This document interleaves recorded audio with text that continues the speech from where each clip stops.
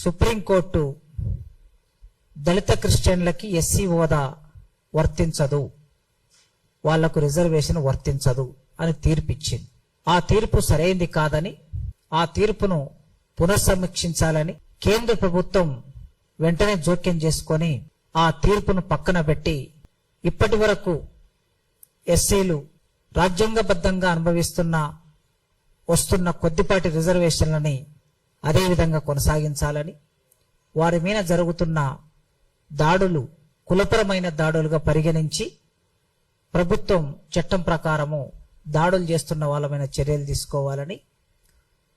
మిత్రులారా, మీ అందరికీ తెలుసు, భారత రాజ్యాంగంలో ఆర్టికల్ 25 ఉంది. ఆర్టికల్ 25 ఏం చెప్తుందంటే మతం గురించి చెప్తుంది, మత స్వేచ్ఛ గురించి చెప్తుంది. భారతదేశంలో పుట్టిన పౌరులు ఎవరైనా వాళ్ళ వ్యక్తిగత ఆచరణలో భాగంగా మతాన్ని నమ్ముకోవచ్చు, మతాన్ని విశ్వసించవచ్చు, తాము నమ్మిన మతాన్ని ఆచరించవచ్చు, ప్రచారం చేయవచ్చు. ఇతర మతాలకి ఇబ్బంది కలగనంత వరకు ఆర్టికల్ 25 ప్రకారం ఏ పౌరుడైనా ఏ మతాన్నైనా నమ్ముకోవచ్చు, ఆచరించవచ్చు, ఆ పూజా విధానాన్ని అమలు చేయొచ్చు, ఆ మత విశ్వాసాలని ఇతరులకు చెప్పవచ్చు. ఇది ఆర్టికల్ 25 చెప్తుంది. మత స్వేచ్ఛ అంటాం దీన్ని. ఇది ప్రాథమిక హక్కు. రాజ్యాంగంలో ప్రాథమిక హక్కులకి వ్యతిరేకంగా ఏ చట్టాలు ఏ తీర్పులు చెయ్యకూడదు అని ఒక ప్రిన్సిపల్ ఉంది. మత స్వేచ్ఛ అనే ప్రాథమిక హక్కుకు వ్యతిరేకంగా 1950లో ప్రెసిడెన్షియల్ ఆర్డర్ వచ్చింది. అదే ఆర్డర్ను ఇప్పుడు సుప్రీంకోర్టు రెఫరెన్స్ గా తీసుకొని తీర్పిచ్చింది. కనుక ప్రాథమిక హక్కుకు ఇబ్బంది కలిగే తీర్పులు, చట్టాలు ఏవి చెల్లనేరవు అని భారత రాజ్యాంగం చెప్తుంది. ఒకవేళ రాజ్యాంగ మౌలిక సూత్రాన్ని మార్చాలనుకుంటే కూడా భారత పార్లమెంటుకు సాధ్యం కాదు. మౌలిక సూత్రం, ఆ మౌలిక సూత్రాల్లో ప్రాథమిక హక్కులు ప్రధానమైనవి. అందుకే సుప్రీంకోర్టు ఇచ్చిన తీర్పును భారత పార్లమెంటు దాన్ని రద్దు చేసి 1950 నాటి ప్రెసిడెన్షియల్ ఆర్డర్ను కూడా రద్దు చేసే ఒక ఆర్డర్ను, ఒక చట్టాన్ని కేంద్ర ప్రభుత్వం తీసుకురావాలని మోడీ గారికి మాదిగ మేధావుల ఫోరం తరపున విజ్ఞప్తి చేస్తున్నాం. అమిత్ షా గారికి విజ్ఞప్తి చేస్తున్నాం. ఈ దోబూజులాట వద్దు. రాజకీయపరమైన ఎత్తులు జిత్తులు ఎత్తుగడలు అవసరం లేదు. సూటిగానే మాట్లాడుతున్నాం. మేము మాదిగ మేధావుల ఫోరం ఏ సంఘానికి అనుబంధ సంఘం కాదు, సంస్థ కాదు. ఏ పార్టీకి అనుబంధం కాదు, అనుబంధ సంఘము కాదు. ఇది ఒక ఇండిపెండెంట్ రిజిస్టర్డ్ బాడీ మాదిగ మేధావుల ఫోరం. ఈ రిజిస్టర్డ్ బాడీ న్యాయబద్ధంగా ఎవరు మాట్లాడినా, ఎవరు పోరాటం చేసినా వారికి మద్దతుగా ఉంటుంది. అదేవిధంగా ప్రభుత్వాలు దళితులకు వ్యతిరేకంగా ఏవైనా చట్టాలు తీసుకొచ్చినప్పుడు లేదా ఏవైనా తీర్పులు కోర్టులు ఇచ్చినప్పుడు వాటిని, అందులో ఉన్న అశాస్త్రీయతని నిర్ద్వందంగా ఖండిస్తుంది. సుప్రీంకోర్టు తీర్పును మేము నిర్ద్వందంగా ఖండిస్తున్నాం. ఆ జడ్జీలకి తెలియంది కాదు, వాళ్ళందరికీ తెలుసు. సుప్రీంకోర్టులో ఉన్న జడ్జీలు లాయర్లు, వివిధ కోర్టులో ఉన్న జడ్జీలకి లాయర్లకి దేశంలో ఏం జరుగుతుందో అందరికీ తెలుసు. మతం మారినంత మాత్రాన భారతదేశంలో ఒక మనిషి సామాజిక అస్తిత్వం రద్దు కాదు. ఏ మతం మారినా సరే ఈ దేశంలో ఉన్న వారి సామాజిక అస్తిత్వం ఎట్టి పరిస్థితుల్లో రద్దు కాదు. వారి సామాజిక అస్తిత్వం అంటే కులము. మతం మారినా కూడా కులం వెంటబడి తరుముతుంది.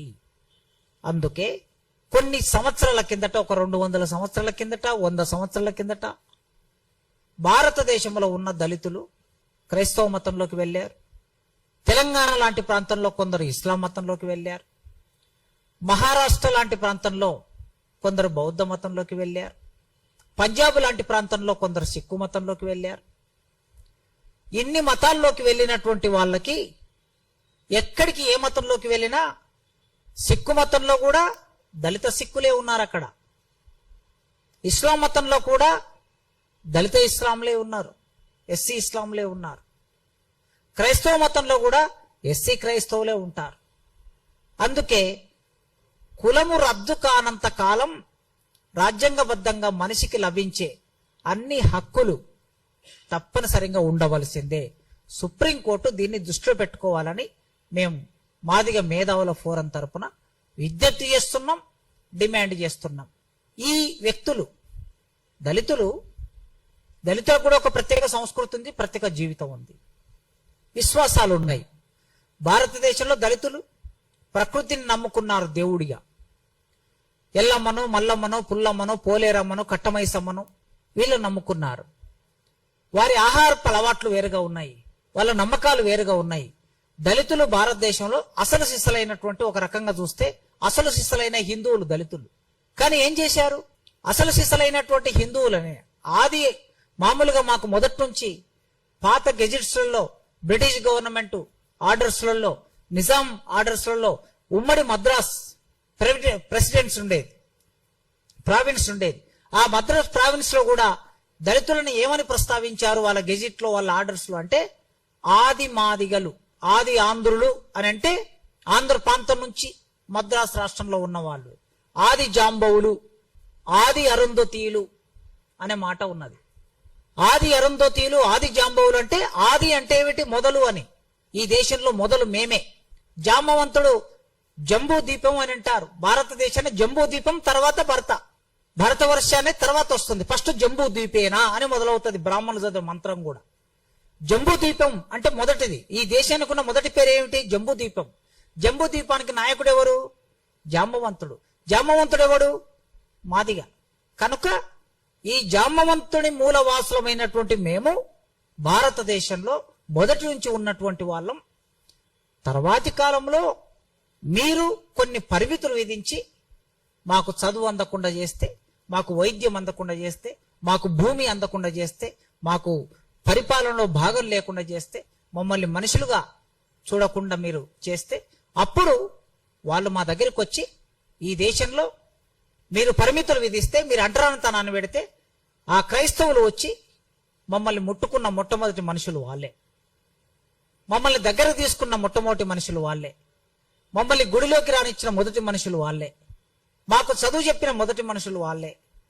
మమ్మల్ని మాకు ఒక కోట్టేసి సంస్కారవంతంగా ఈ ప్రపంచం ముందు నిలబెట్టింది వాళ్ళే. మరి ఆ మతంలోకి మేము వెళ్ళినప్పుడు, ఆ మతం చదువుని ఇచ్చినప్పుడు, చైతన్యం వచ్చినప్పుడు, ఈ ప్రపంచాన్ని చూసే అవకాశం, ఇంగ్లీష్ నేర్చుకునే అవకాశం అప్పుడు క్రైస్తవ మతం కల్పించింది. మరి క్రైస్తవ మతం కల్పించినా కూడా మా ఇండ్లు ఏమన్నా మారినాయా? మీరు భారతదేశంలో ఏ రాష్ట్రంలోకైనా వెళ్ళి చూడండి, క్రైస్తవ మతంలోకి వెళ్ళినా కూడా మా ఇండ్లు మాదిగవాడల్లోనే ఉన్నాయి, మాలవాడలు వాడల్లోనే ఉన్నాయి. మా ఇల్లు వెళ్ళి బాపనోళ్ళ పక్కన ఇండ్లు కట్టుకోలేము మేము. అగ్రహారాల్లోకి మా ఇండ్లు వెళ్ళలే, రెడ్డళ్ళ ఇళ్లలోకి మా ఇండ్లు వెళ్ళలే, వెలుమల్ల ఇళ్లలోకి మా ఇండ్లు వెళ్ళలే. ఎక్కడుండో ఇండ్లు అక్కడనే ఉంది. మతం మారినాం అంతే, ఇల్లు అక్కడే ఉంది. అదే ఆహారం తింటున్నాం, అదే విశ్వాసాన్ని కలిగి ఉన్నాం, అదే శ్రమ చేస్తున్నాం, అదే కూలీనాలు చేసుకొని బతుకుతున్నాం, అదే పేదరికం ఉన్నది. మేము క్రైస్తవ మతంలోకి పోయామని చెప్పేసి బాపనులు మాకేమన్నా అడిగి పిల్లనిచ్చారా? ఇవ్వలేదు కదా. మతం మారితే స్థాయి మారాలే కదా, మరి స్థాయి మారలే. కనుక పెళ్లి దగ్గరైనా, ఆహారపు అలవాట్ల దగ్గరైనా, విశ్వాసాల దగ్గరైనా మతం మారినంత మాత్రాన జీవితంలో మార్పు రాలేదు. గనక మేము అడుగుతున్నది, భారత రాజ్యాంగ ఆర్టికల్ ప్రకారం ఏ మతాన్నైనా విశ్వసించే హక్కు ఉంది. గనక ఈ దేశంలో ఏ మతాన్ని ఎవరైనా విశ్వసించవచ్చు. నేనున్నాను, నాకు ఏ మత విశ్వాసాల పట్ల నమ్మకం లేదు. మా అమ్మ నాయన ఎల్లమ్మను మొక్కుతారు, మా ఇంటి దేవుడు ఎల్లమ్మ. మరి ఎల్లమ్మ ఎవరు? మేమెవరం? ఎల్లమ్మ ఎవరు? పరశురాముడు తల్లి. పరశురాముడు ఎవరు? బ్రాహ్మణుడు. జమదగ్ని కొడుకు. జమదగ్ని ఎవరు? ఇట్లా మొదలు పెడితే చరిత్ర.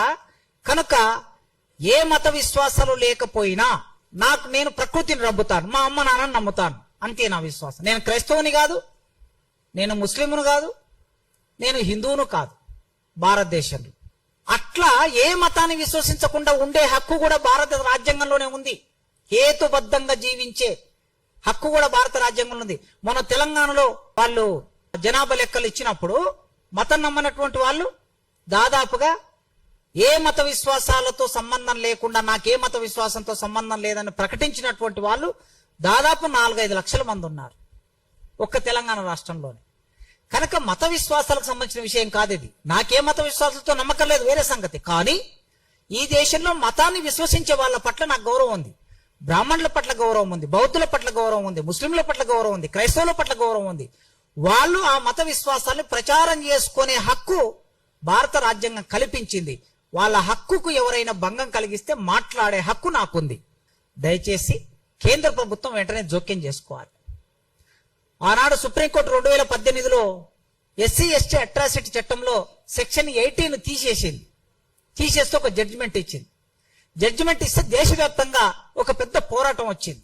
లక్షలాది మంది ప్రజలు రోడ్ల మీదకి వచ్చారు, కాల్పులు జరిగినాయి, కొద్దిమంది చనిపోయారు.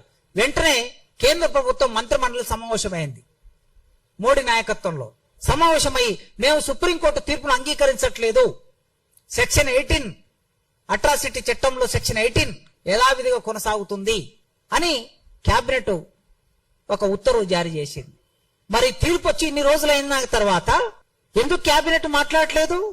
అందుకే భారతదేశంలో ఉన్న క్రైస్తవులందరూ మీరు దేని మీద ఒత్తిడి పెట్టాలంటే కేంద్ర ప్రభుత్వం మీద ఒత్తిడి పెట్టాలి, మోడీ గారి మీద ఒత్తిడి పెట్టాలి. మీరు ఒత్తిడి పెట్టడానికి మీరు ప్రశాంతంగా దేవుని బిడ్డలు గనక, దేవుని నమ్ముతారు గనక, వారు ఏమి చేయుచున్నారో వారికి ఎరుకలేదు అని మీరు అంటారు గనక, మీరు ఇప్పుడు ప్రశాంతంగానే శాంతియుతంగానే రోడ్ల మీదకి వచ్చి శాంతియుతంగా మీ ప్రదర్శన తెలియజేస్తారా? చర్చిలోనే కూర్చోండి.